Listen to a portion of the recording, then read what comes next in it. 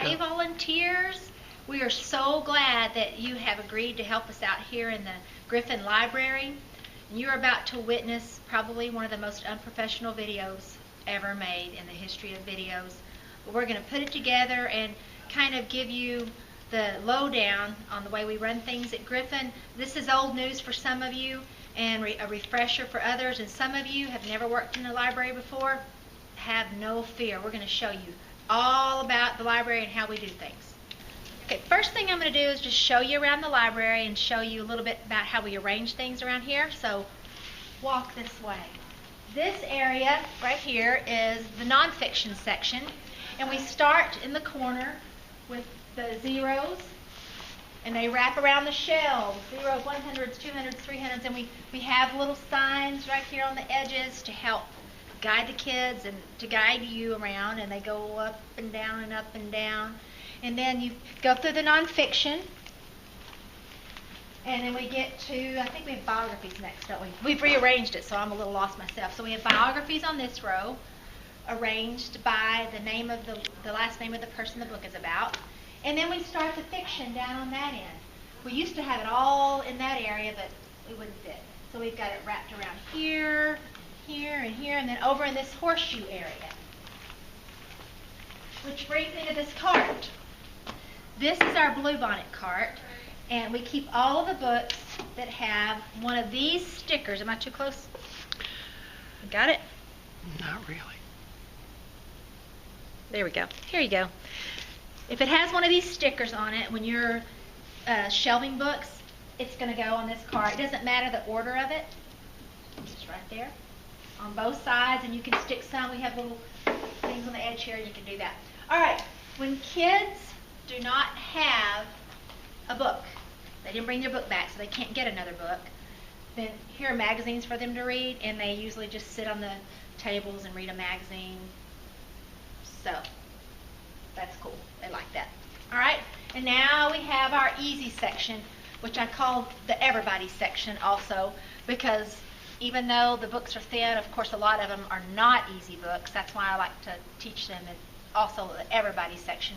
All of these books have an E on the spine, and I'll get to that in a minute about shelving. And then, if you'll come over here, this is one of my favorite parts of the library, and it's where we have our steps, and this is where the kids sit for lesson. And we have our whole lesson area over here. It's in the middle of the E section, but it's a perfect spot for us to have lesson. All right. Then we have our circulation desk area. And this area, of course, is where the kids check the books in and out. And we have our computers set up over here.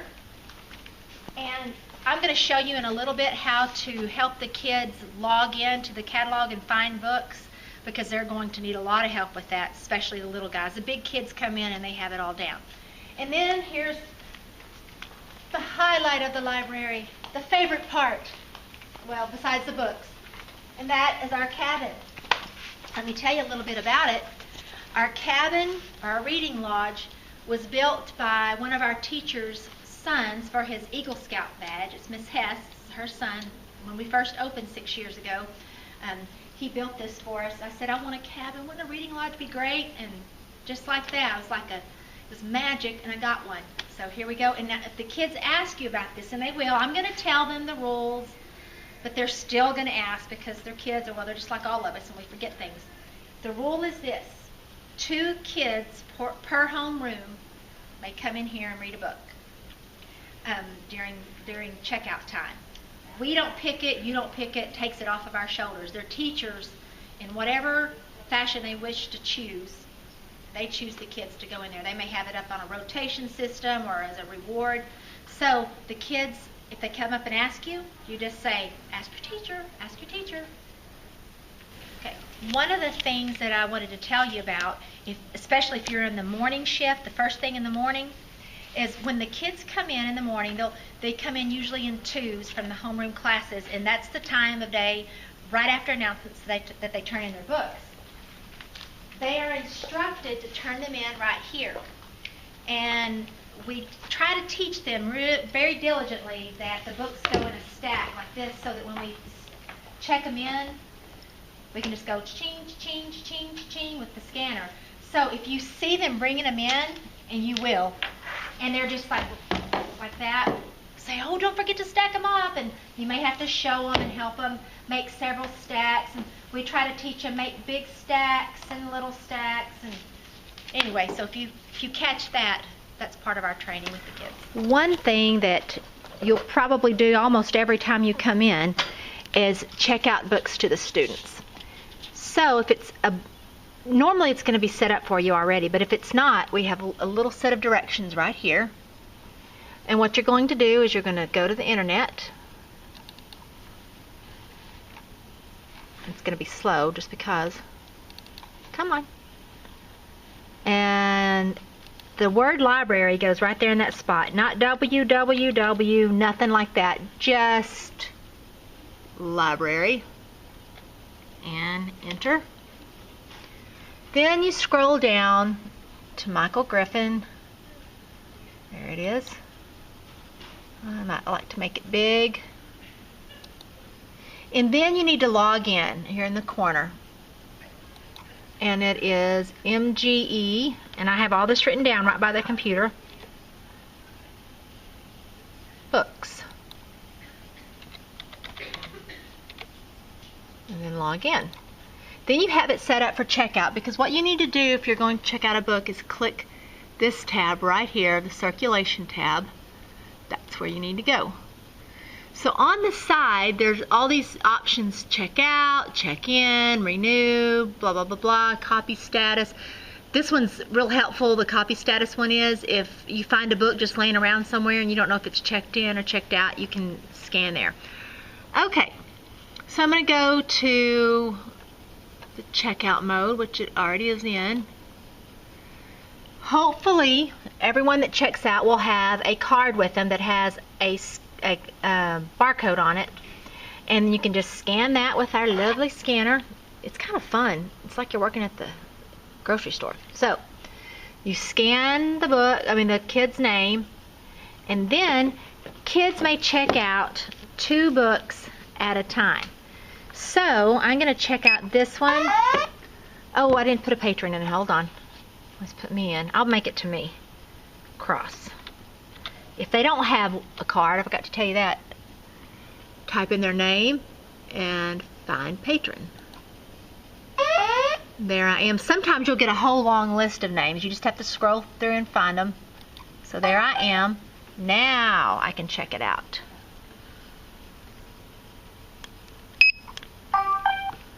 And if I want to do several, here's another one. Now here's the deal. With kids, they may have 2 books at a time, period. That's it.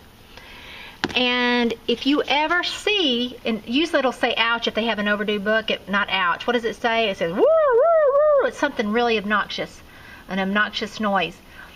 If you look down, it says that they have all these items out, or even one other item out. They are not allowed to get another book, and this is just so frustrating for them. But if we don't do that, what can happen is they may keep one book home all year long, and they just bring their other book back and just keep checking out new books that way. So we have to have the rule that they may get 1, 2 books. They can have 1 for kindergarten starting out and 2 for everyone else.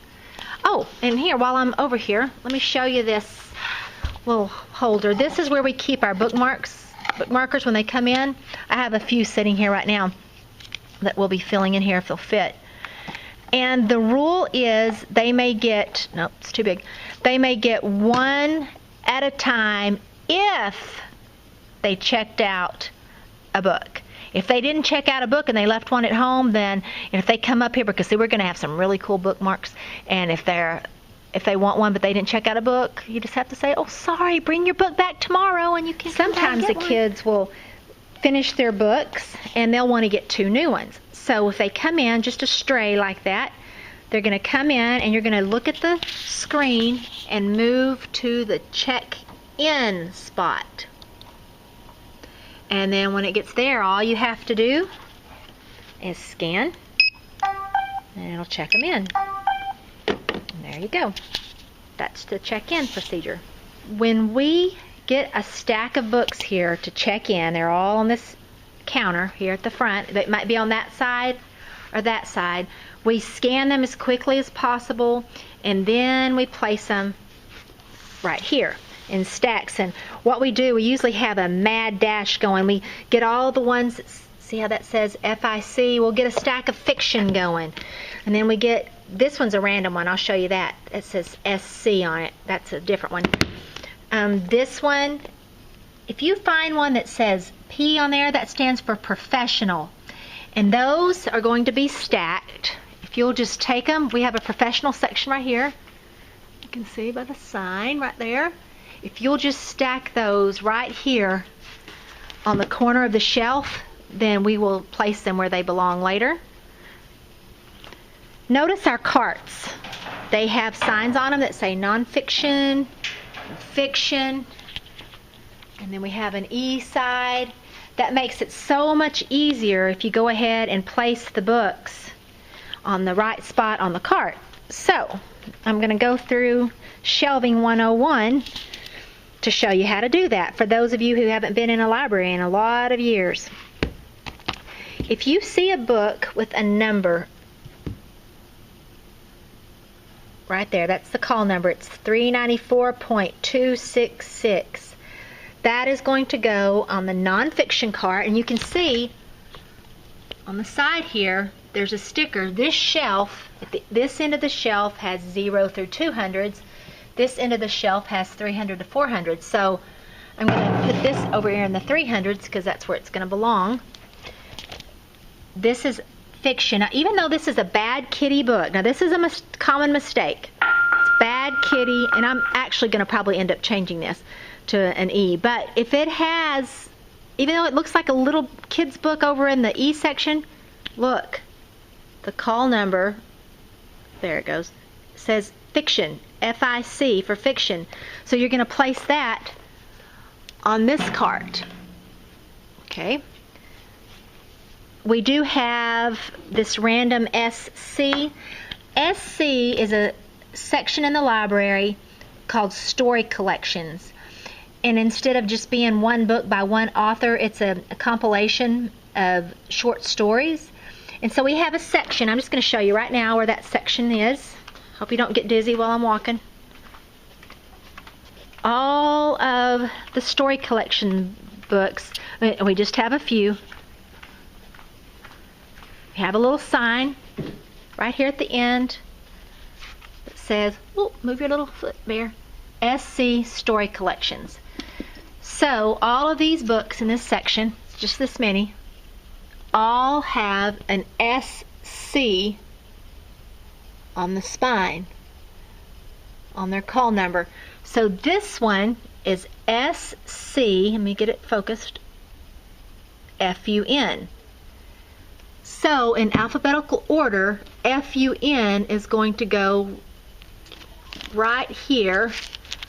Oh look, yeah, there we go. It's going to fit right in here. And well, I hope I'm not making you dizzy. In alphabetical order. So SC means it goes in this section, and the first 3 letters of the author's last names, well, it may not be the first 3 letters of the author's last names on these, since it's a compilation. There's probably a variety of authors, so it's probably the first 3 letters of the title